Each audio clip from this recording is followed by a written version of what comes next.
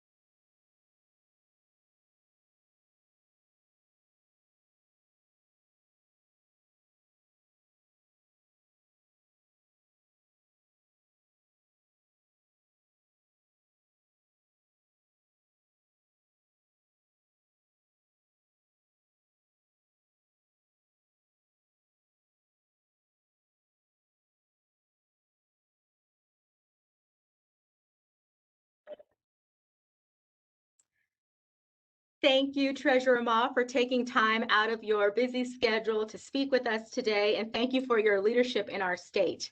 Now let's dive into our discussion. Before doing so, I'd like to introduce you to Katie Selinsky. Katie Selinsky is the Executive Director of CalSavers, the state of California's pioneering retirement savings program for people who lack access to a retirement plan at work. Prior to taking the helm at CalSavers, Ms. Selinsky was the State Policy Director for Pension Policy at the Pew Charitable Trust in Washington, D.C., where she advised policymakers in a dozen states and cities. Previously, she was a senior manager with the nonpartisan public sector consulting firm Harvey M. Rose Associates, based in San Francisco, advising municipal leaders on a wide array of budget, management, and policy issues, including pension. Ms. Selinsky is a graduate of the University of Chicago and the John F. Kennedy School of Government at Harvard University. Katie, I am so happy to host this session with you today. Thank you for your participation and your willingness to talk about this really critical issue with us. Hi, Donisha. Thank you so much. It is such an honor to join you, and thank you to Alex and Sakina as well and your team. And I'm so sorry you all didn't get to hear every bit of what the treasurer was saying, that we had that technical glitch, but she is very grateful for this opportunity and is a big fan of what you all do at CFE. So thank you for having us. No worries. Thank you, Katie. We're so delighted to talk with you today about this issue. And I recognize that some of our attendees may actually be learning about CalSavers for the first time today. So before I dive into the questions, I'd like to turn it over to you to share a few slides with us about the program. Absolutely. Thanks for the opportunity, Donisha. I'll try to be fairly quick with the slides. We'll take a few minutes on them and then try to convey the basics, and then we'll get into your good questions. So as the treasurer was trying to say that, we have a big problem in the state of California, and actually we're not special here. It's widespread across the country, but we have a retirement security problem. And, too many people are not prepared financially for their later years, and the state of California took big, bold action to address that. And Donisha, some of the figures that you cited as well were, just really sobering if you take a moment to let those sink in. So I appreciate you, the CFE, acknowledging that even though we have a lot of immediate needs, a lot of households, a lot of working people in the state and in LA County are contending with really pressing financial needs, that long-term saving and investing is part of our comprehensive kind of household financial picture. So thank you for this. So if we go to the next slide, I'll just dig in a little bit deeper on the problem. So, who is the retirement security problem affecting? The short answer is it's affecting almost every American across the board. Almost no one is saving enough for retirement across the socioeconomic and racial spectrum. But there is no denying that it is affecting communities of color and lower income people disproportionately, much harder. So as this shows, I think that this is a similar statistic to what you cited, Donisha. White workers are just about twice as likely to have a retirement account as compared to Black and Latino workers. Similarly, unsurprisingly, for educational attainment, the higher you go and the more education you have, the more likely you are to have an account. And of course, unsurprisingly, younger people are more likely to be affected here too. And I think, underlying all of this is, what I sometimes call an underlying occupational segregation. And what I mean by that is that some people are fortunate enough to have jobs where they're provided good benefits and some people aren't. And there is an obvious racial gap present in that. So the good news is CalSavers was designed to address that head on and to really level the playing field to make sure that all workers across all of these different strata have access to a way to save at work via their paycheck, which we know from research and industry and for decades and decades, it's been demonstrated that people are much more likely to save for retirement if they can do so at work via their paycheck. So we designed the program to really address these disparities head on and level the playing field for workers who have been left behind for too many years. So we'll go to the next slide, which is sort of a restatement of what we've already said, but just to put a fine point on it for California, the problem is that in California, nearly half of workers are on a path to retire into economic hardship if they can retire at all. Again, very sobering if you think about that. One of the big drivers of that is the fact that there are, actually this figure is a little bit old, it's more like 8 million workers who don't have access to a way to save at work via their paycheck. And getting to the point that I just made, it's not rocket science. We know that people are actually 15 times more likely to save and be on a path to retirement security if they can do so at work via their paycheck, set it and forget it, out of sight, out of mind. And believe it or not, that applies across the income spectrum. So even in small amounts, even when cash flow is tight, most workers, when given a chance to save at work with an automatic enrollment program, will choose to do so and chip away at that. And that's what we're here to talk about. CalSavers is not a panacea to the broader income security issues that we have, as long as we have wage disparities, stagnant wages, stagnant minimum wage, student loans, other debt problems, housing affordability issues. Certainly, we're not purporting to solve all of that, but we are leveling the playing field to allow people, to give folks the same tools that other more fortunate workers have had access to for decades. So if we go to the next one, I'll get into really what is CalSavers and how are we addressing the gap. So again, to get to that occupational segregation, to level the playing field, the most important feature that we have in the law that was authorizing CalSavers is the employer requirement. And it says that all California employers that have at least 5 employees, if they don't already offer some kind of retirement plan off of the market like they have always been able to do, then they must facilitate access to CalSavers for their employees. And we're serious about it. The legislature was very serious, and they authorized penalties for noncompliance. So the goal here is to really neutralize that occupational segregation and give everyone access. If they're working hard and playing by the rules, then they should have access to an easy, affordable way to save. The second really important feature is that we are designed as an automatic enrollment program for workers. It's completely voluntary. No one has to participate and save in CalSavers if they don't want to. But if they don't opt out, then they will be automatically enrolled 30 days after their employer begins participating with us. And that's really based on the best research and insights from the fields of retirement savings, the industry, behavioral economics.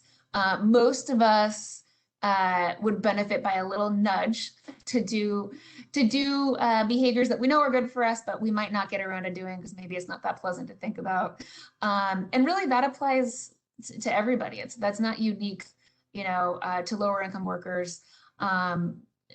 Automatic enrollment programs are increasingly common in the private sector and have been proven to really make a very big difference in the saving rates for workers. I will note here that we did open the program up to self-employed and gig workers. So if those folks want to join, they can sign themselves up and opt in on their own. And then, third point here, what is it? We didn't reinvent the wheel with CalSavers. We looked at, decades of industry best practices and of regulatory design. And we set this up as an individual retirement account, an IRA, just like you can get anywhere out there on the market with automatic enrollment. And again, that set it and forget it payroll deduction method. So, we wanted to leverage all the best insights and expertise and best practices from the private industry. And so we chose the IRA for that. And for those of you who are familiar with this, it's what we call a Roth. The default program that you would be automatically enrolled into unless you choose otherwise. It's a Roth IRA, and that means it's a post-tax. So the contributions are taken out after you pay your taxes. The good thing about that, and we'll get to this more later, is, or one of the many good things about that, is that if you run into a financial emergency, or some kind of financial hardship such that you really need access to your savings, your contributions that you've made to your CalSavers account, you can take out tax and penalty free. Not necessarily the earnings, the interest earnings, but the contributions that you've made, you can take out at any time tax and penalty free if you need to. Of course, we're not going to encourage folks to do that, but we understand that especially in this environment, especially in the COVID environment, in California, people's first priority is to pay rent and put food on the table and, keep their car in order and keep paying for the bus pass and take care of those immediate needs. So the Roth structure allows you to do that. A social security number or an ITIN, individual taxpayer ID number, is required. And we are very proud to say that you don't actually need a bank account. You don't need to own a bank account to participate in CalSavers because the contributions are made through your paycheck. Your employer deducts and sends to us contributions. You actually don't need a bank account until such a time, decades down the road, when you want to retire and access your funds. But to get started on a path to retirement savings, you actually don't even need a bank account. We're really proud of that. We'll go to the next slide, please. I wanted to just give you a scenario here to show just how much a little bit starting early can add up. I'm sure many of your audience is familiar with this. This is just a scenario where we have someone who starts young at age 25 at the regular default settings, which is, unless you choose otherwise, it's 5% contribution. You can take that down to 1%. You can take it way up higher than that, but unless you choose otherwise, you'll be started at 5% and increase annually by 1 point up until 8% in your 4th year. So if you do that setting, you start with a approximately $30,000 salary and earn over this period of 40 years, reasonable earnings of about 5%. Hopefully we all do better than that, but a fairly conservative assumption there on 5%. You can see here that chipping in that small amount over time, and that amounts to about $1,100, $1,200 a year to start out at least. Chipping in, if you just hold it steady over a career, by the end of that, you could be at $350,000 of assets. And the amazing thing is the gray portion at the bottom that says 119,000, that represents the contributions that you put in from your paycheck. And the top part, the green part, represents the earnings. So that's your investment return. So again, this is just a scenario. There's no guarantee that this is what, it will play out precisely. But, this just goes to show that time is our best friend when it comes to long-term savings, of course. You're really getting a good bang for your buck when you start early, but don't want this to discourage anyone. Of course, it's never too late to start saving for the future. But this is what we like to show to convey that some of us nerds in the industry like to call it the magic of compound interest. But you can really put your money to work for you with CalSavers. And then going to the next one. This is just to give you a snapshot of what you're looking at here in Los Angeles County. By our estimates, this is based on publicly available data from our state agency partners. There are about 60,000 employers in the county that we believe are subject to our mandate, meaning that they have at least 5 employees and don't already offer some kind of retirement plan. And they employ, more than 1.5 million people. We didn't really get into this earlier, but the program and that requirement for employers rolls out over a 3-year period with staggered deadlines for employers based on their size. The first wave, as we call it, was for the largest employers. That was last year. This second group have their deadline in less than 6 weeks on June 30th of this year, and that's for the employers with more than 50 employees. And then the final group is a very, very large group, about 14 months from now. That's the smallest group of, the largest group of small employers with those with at least 5 employees. So you can see that we're that last wave there is very large in terms of the volume of employers. But already at this early stage, we already have over 2,300 registered employers with almost 40,000 funded accounts and folks saving more than $20 million. I'll just reiterate that it is very, very early days here. Even though we're chronologically more than halfway through the rollout, we are in terms of the employer volume, we're just about 5% of the way through it right now. And I will also note that because we've launched during a pandemic, we've tried to be extra flexible with employers to give them extra time. We extended the first deadline. And our wonderful customer service team has been tracking employers that call in to say, hey, I'm closed down right now, or I'm kind of limping along right now and, open, only partially open right now. So we're trying to be flexible with folks for the time being. But we are noticing an uptick in the onboarding of employers as the state begins to recover and reopen. And then we can go to the next slide, which is similar to what I just showed you, but it's just kind of a statewide, program-wide update. We're almost at 350,000 enrollments, workers across the state, about half of whom have already funded their accounts. It takes a few weeks to get from account being established to a funded account. So that's kind of the interim there. And they work for almost 11,000 registered employers. Really proud of the participation rate is 71%. So that means that 71% of workers whose employers have registered with us and gotten the process started, 71% of workers have decided to stay in and save for their futures, which is pretty astonishing. And we are just impressed and humbled and blown away every day by that, because the median income of the group that we seek to serve is $25,000 a year. For better or worse, they're not getting an employer match. They're not getting a contribution from the state. There is a federal savers credit that they can have access to, which some of them are taking advantage of. But for the most part, it's simply folks, saving their own darn money for the future. And that is so impressive given the economic conditions that we're all dealing with, the cost of housing, debt, lost wages in the pandemic. So we are just incredibly heartened by that. And I think it demonstrates that when given an easy, affordable, portable way to save for the future, people are figuring out how to do it bit by bit, even if it's just a little bit each month. So you can see there the average monthly contribution is $127. Again, we're just blown away and impressed by that. And total assets so far, a little over $71 million.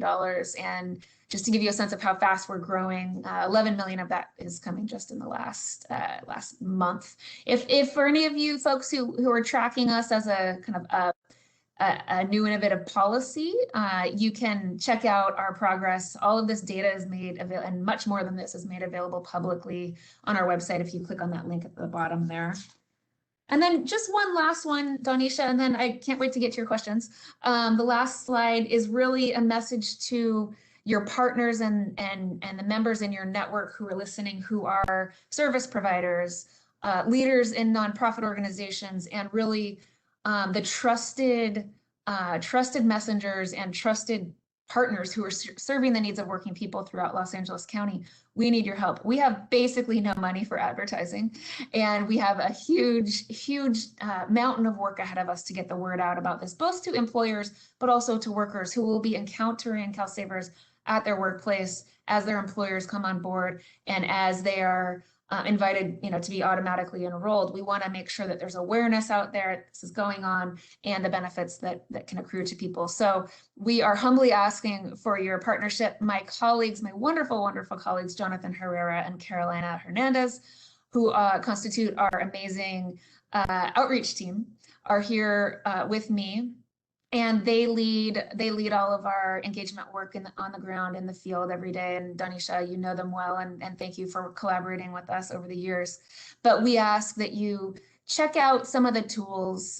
This link here at the bottom that you see in yellow is our digital toolkit that Jonathan and Carolina have compiled to really, it's got sample newsletter blurbs and email blasts and photos and videos and flyers and everything in multiple languages that you could use. Again, we're asking for your help humbly to help spread the word about this program amongst your networks and amongst the people that you serve. So I'm going to just volunteer, Jonathan, to be in touch with any of you who are willing to step up and work with us. We've tried to make it very easy with this website, with the digital toolkit.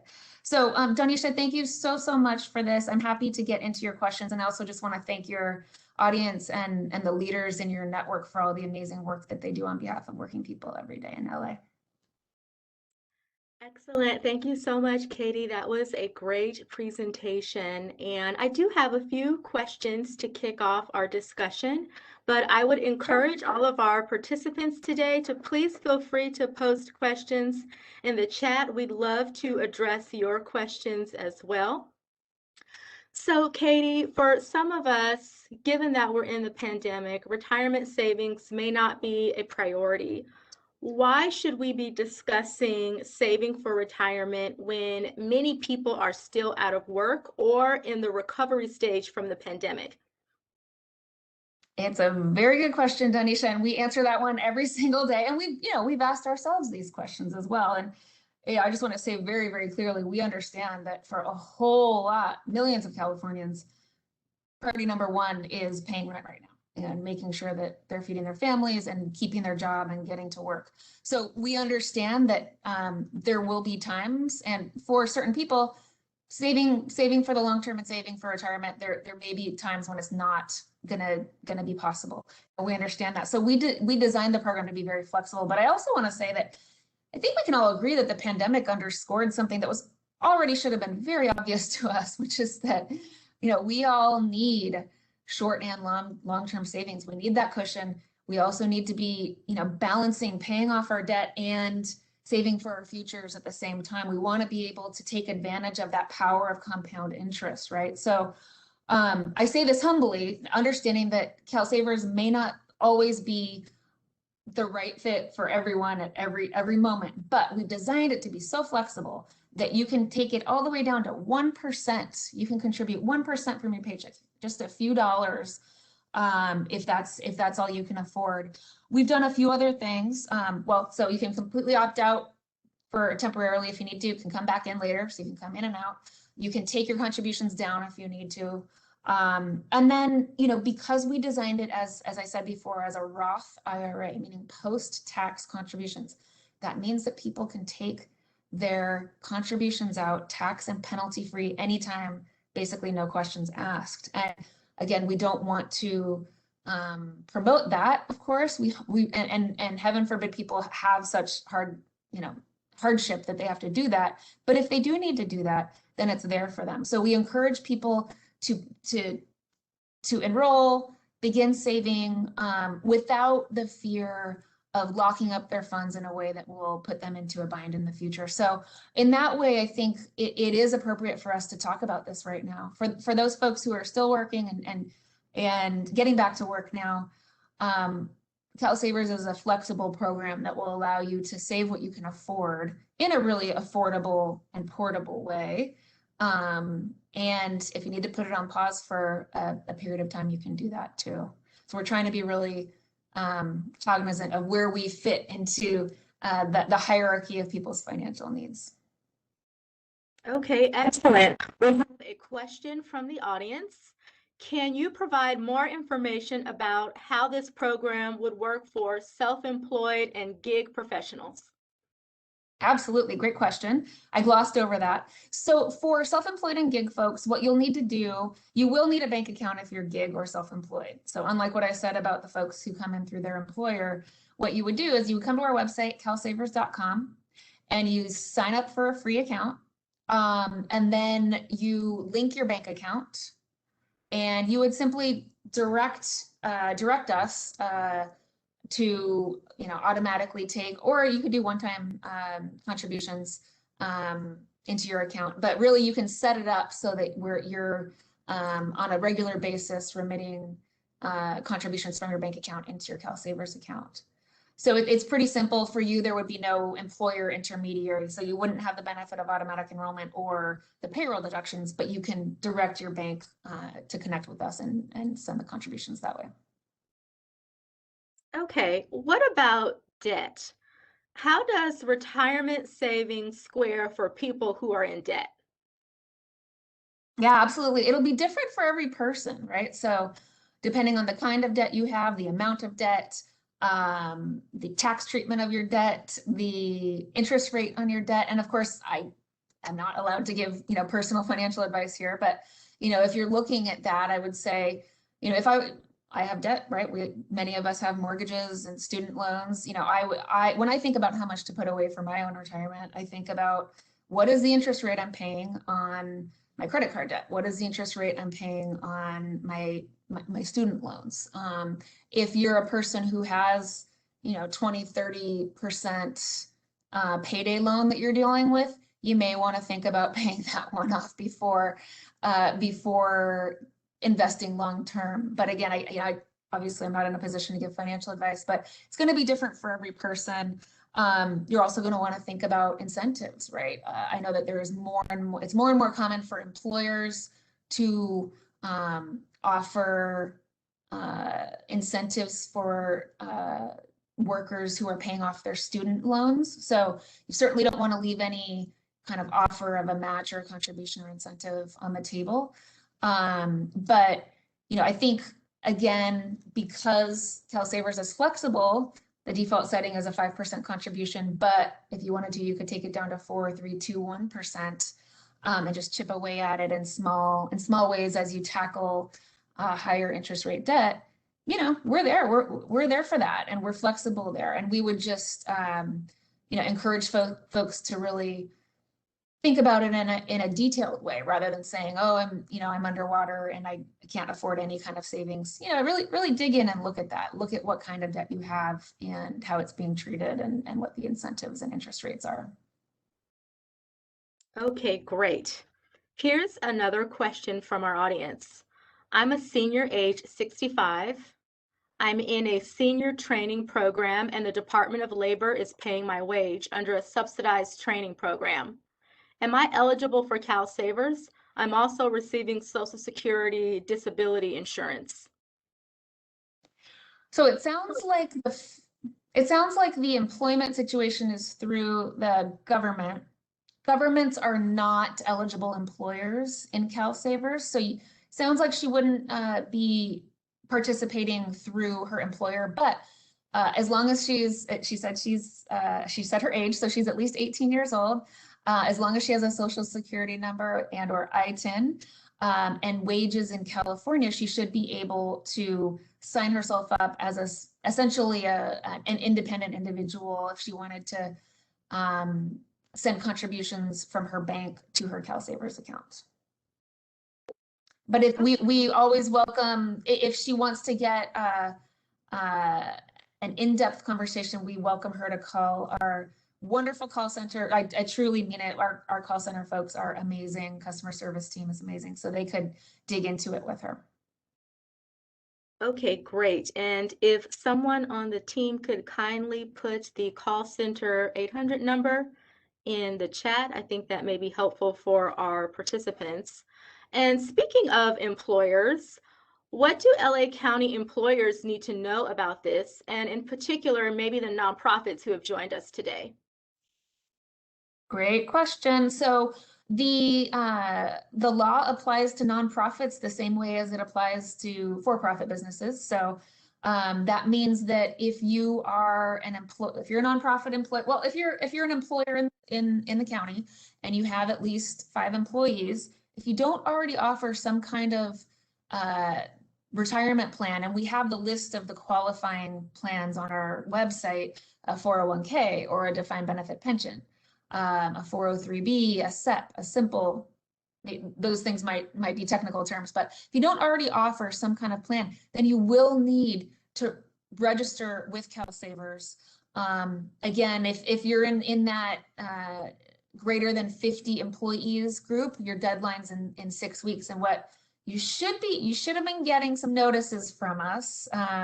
Whoever you have on file with the Employment Development Department as your contact there for submitting your quarterly reports, would be the recipient. We send both paper and email notices, and we've been sending lots and lots of them over the last couple of years. So keep an eye out there. Maybe ask your HR folks if you have an HR person. If you are the HR person, if you wear lots of hats, check your email, check your mail, see if you've gotten a notice from us. If you it would have an access code in it, which you would take to our website, calsavers.com, and enter the access code and get yourself started. If you haven't gotten any notices from us and you are if you're ready to get started, either because your deadline's coming up in 6 weeks, or even if you're smaller and you want to come in right now, if you haven't gotten a notice, go to calsavers.com. There's a place where you can say, I don't have an access code, and you can request one, and then we will email that to you and you can get started. But really the process is register. It takes, a minute. Set up your account. So as the employer, you would need to set up your bank account to instruct us on how you're going to be remitting the payroll deductions for the employees. And really key is uploading your employee roster.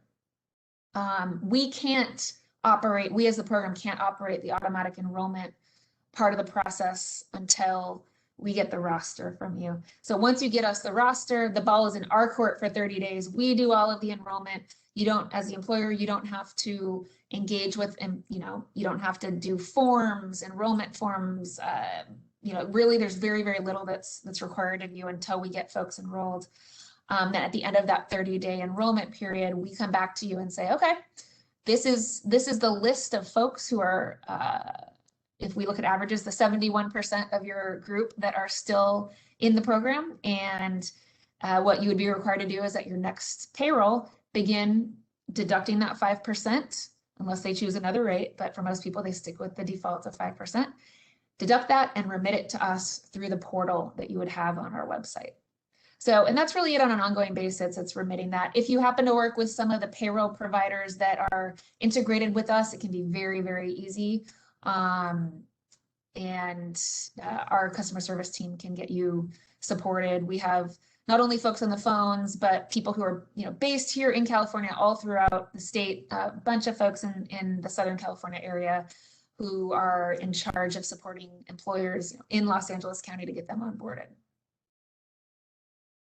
Okay, wonderful. And I should say, yes, Jonathan and Carolina will be very mad at me if I don't mention, we have an amazing webinar series. So if this webinar was not enough for you, you can, 3 or 4 days a week, we have employer webinars, some in Spanish, some in Cantonese and Mandarin, to walk employers through various stages of the onboarding process. So if you go to calsavers.com, you can find the events page and sign up for any of those free webinars. And they're very popular, very well attended.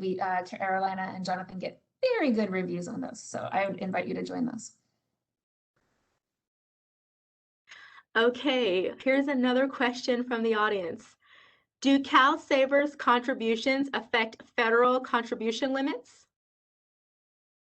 They do. That's a great question. We are subject to all the same regulations that any other IRA is subject to. So if you have another IRA somewhere else, you would need to, only if you have multiple IRAs, you would need to consider that together. In aggregate, you can't exceed, across all of your accounts, you can't exceed that $6,000 or $7,000 limit, depending on your age. Okay, we've got great questions that are pouring in, Katie. Here's another. Okay, sure. I understand this is like a Roth IRA. Is there a way for employers to match their employee contribution as an added benefit to their employees? It makes me so happy that question came across. And unfortunately, the answer is no. Because of federal law, we cannot allow employer contributions into the CalSavers accounts. And I wish that wasn't the case, but it is. So, of course, employers who are have that on their mind, perhaps they can think of other ways in their compensation package to address that intention. But unfortunately, we cannot allow employer contributions into the accounts. Okay. So Katie, someone shared that they missed the first few minutes and they'd like to know how long CalSavers has been in effect. And maybe to add to that, can you also maybe just refresh us and tell us how CalSavers helps individuals achieve short and long-term financial stability from your perspective? Sure, sure, sure. So the original law went into effect January 1st, 2017. It took us several months to get our staff hired and to get our business partners hired. It's operated as a public-private partnership, meaning we have a very small staff up here that works for our board of directors, chaired by the state treasurer. And we have a whole army of professionals who work for us by contract to administer the program and really bring to bear all the deep expertise from the industry to make this program professional and efficient. So it took us a while on that. We launched a pilot at the end of 2018, a limited scope pilot that we ran for about 7 months. And on July 1st, 2019, about 6 months before the pandemic hit, that's when we launched fully statewide and allowed all eligible employers to begin registering with us. So one thing that we have learned, and again, that rollout, it's a 3-year rollout that will end June 30th, 2022. And by that, I mean, that's those 3 annual staggered deadlines for employers to comply with the mandate. So what we've learned is while we have lots and lots and lots of employers in the smallest category that are coming in way early before their deadline, we're observing that it's basically human nature for people to do things, just before a deadline. So even though we opened fully statewide July 1st, 2019, really the major growth that we saw was basically right at that extended deadline, September 30th, 2020. We extended that a quarter due to COVID. So our next deadline's in 6 weeks. We're preparing for a big surge in those last few weeks, and then following that. And then of course 90% of our employer volume has that deadline 14 months from now, June 30th, 2022. So if we're doing our jobs right, you all will be hearing about us more and more and more over the next year and a half, but we are really gratified to have, more than half of our currently participating employers are actually early adopters coming in. Their deadline isn't for a year and 2 months, and they're coming in early because they want to meet this need. They want to serve the needs of their workers and help them get onto a path of long-term financial security.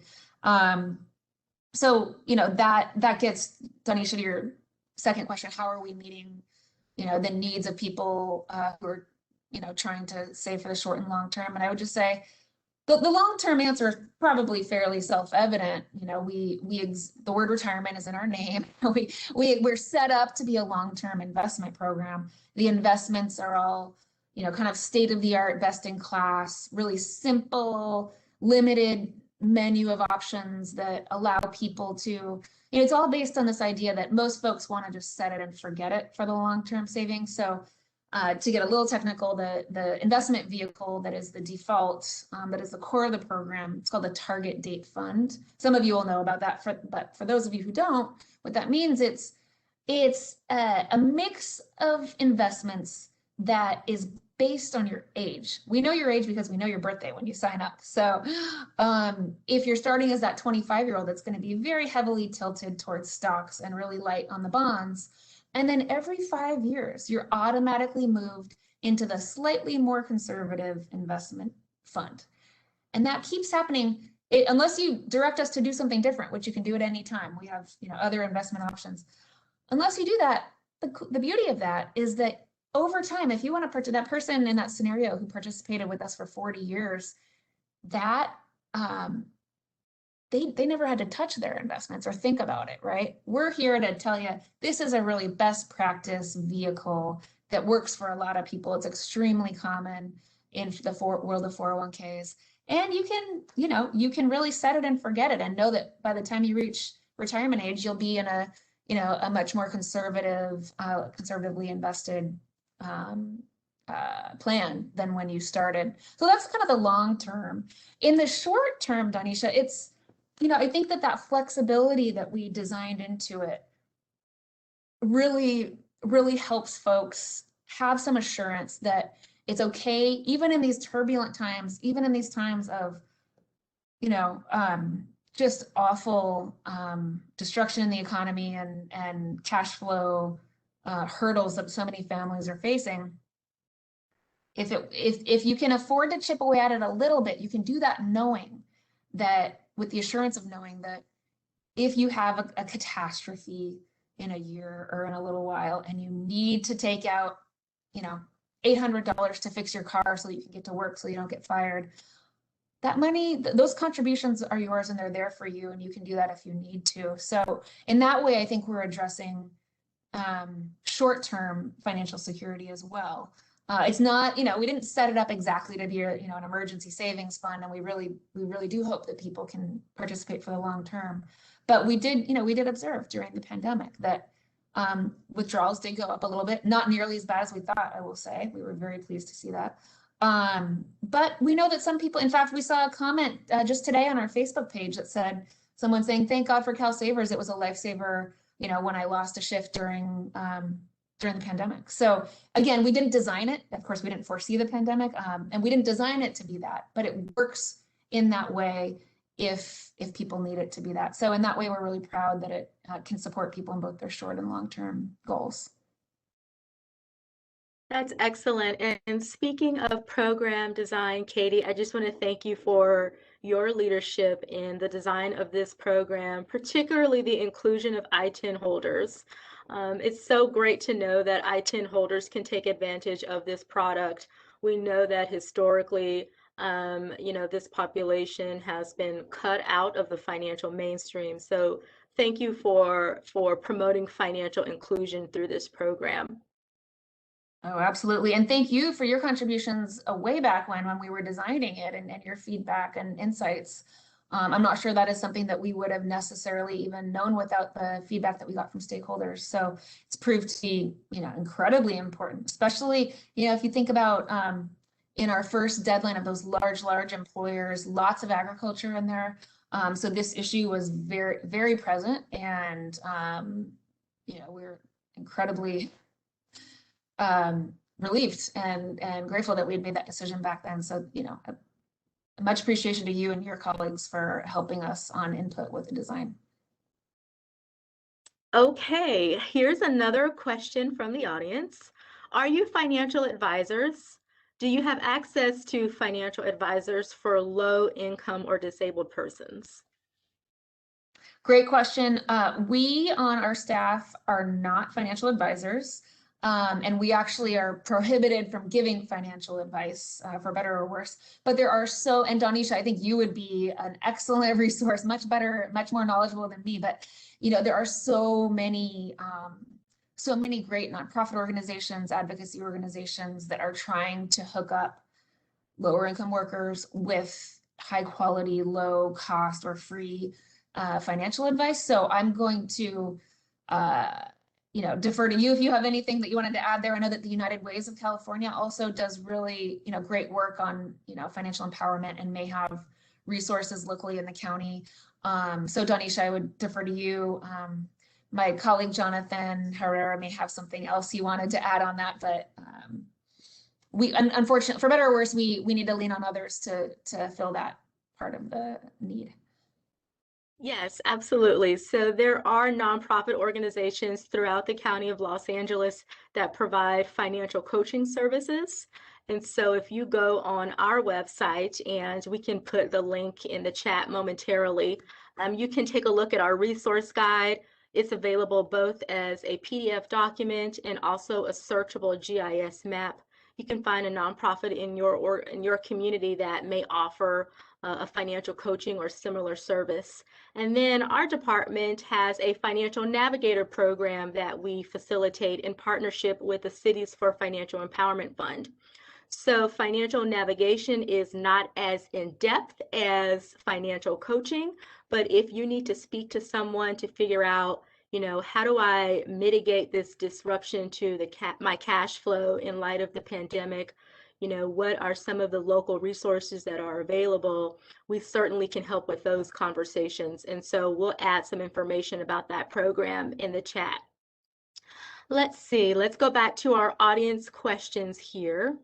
Is there literature to give our employees if we want to help with outreach? And I'm assuming that this is an employer asking about outreach to employees. Oh, I love that. Thank you so much for asking that question.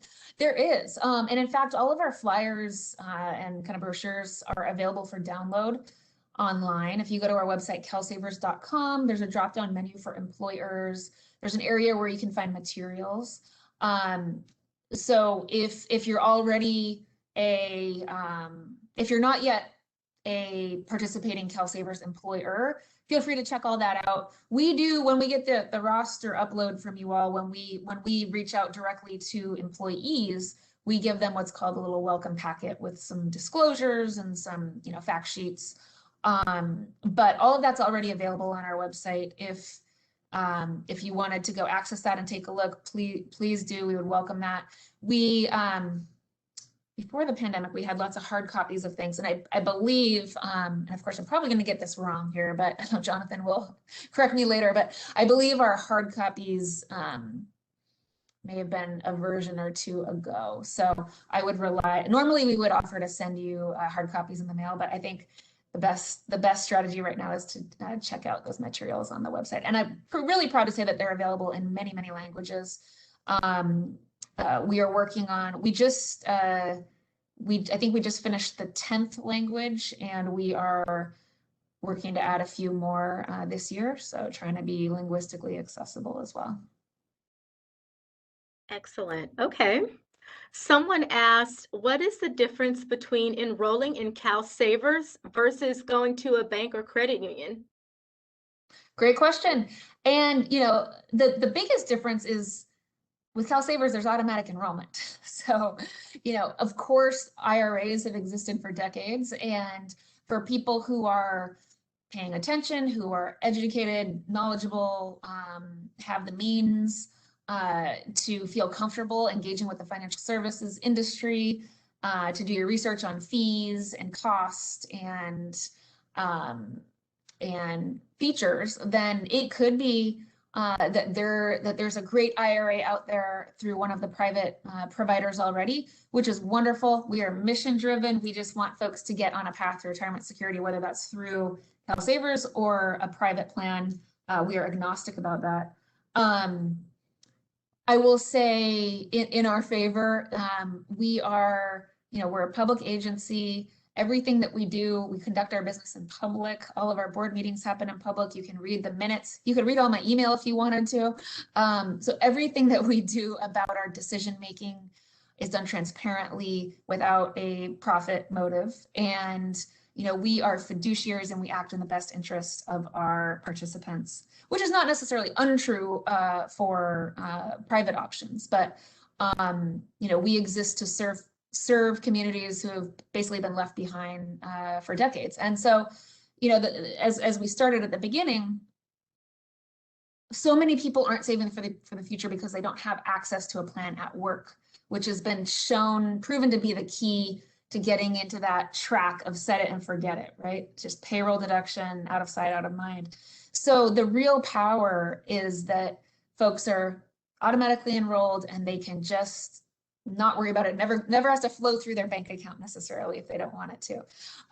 But again, we're proud of our competitive fees. As we grow and get to scale and get bigger and bigger, our fees will go down pretty substantially actually. But even at this outset, we are proud of those fees. And I didn't say this at the outset because I wasn't really gearing this towards employers, but we have zero fees, zero cost for employers, which is, employers, have reported in surveys that, especially small businesses, for those that don't offer a 401k or a retirement plan, there are a few reasons. One, the fees, just simply the cost to the employer of starting a plan. Two, the kind of complexity and administrative burden of figuring it out and complying with reporting requirements and just administering it. And then third, the kind of legal risk that they take on as a sponsor of a plan. So we solve all three of those for businesses. And again, we're not here to compete with the industry. If a nonprofit or a small business is ready to buy into a 401k and offer that to their employees, that's wonderful. It's probably a more robust offering than our Roth IRA. But for those employers that are still struggling with one, two, or three of those challenges that I listed, we're here to get their employees enrolled and started. So really, it's a long-winded answer to a good question. For some folks who are equipped to do the research and figure out how to find a good affordable IRA, there may be a great fit for them out there. But for everyone else, we're here to be a simple, portable, low-cost option.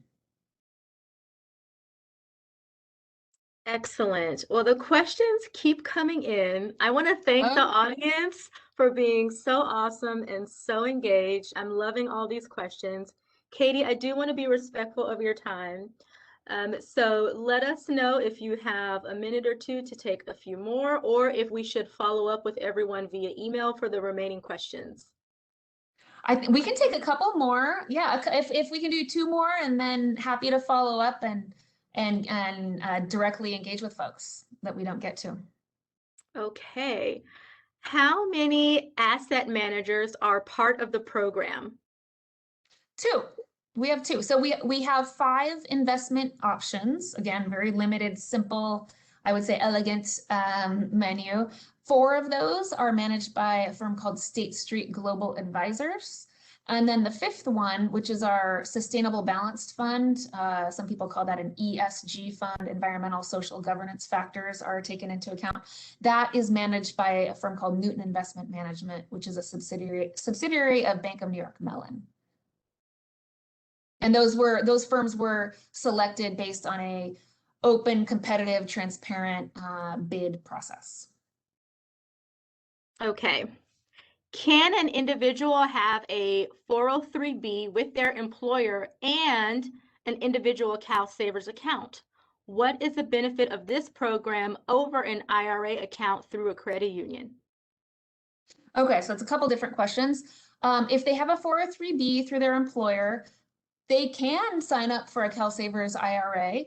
They wouldn't be automatically enrolled through their employer because their employer would be exempt because they're already offering that 403B. So if the person looked at the features of the 403B and our IRA and decided they wanted to participate in both, then certainly they would be welcome to come to our website, calsavers.com, sign up, and essentially either link their bank account to just remit contributions on their own, or they would be allowed, if they wanted to, they could ask their employer to do the deductions for them, and the employer could choose to do that if they wanted to.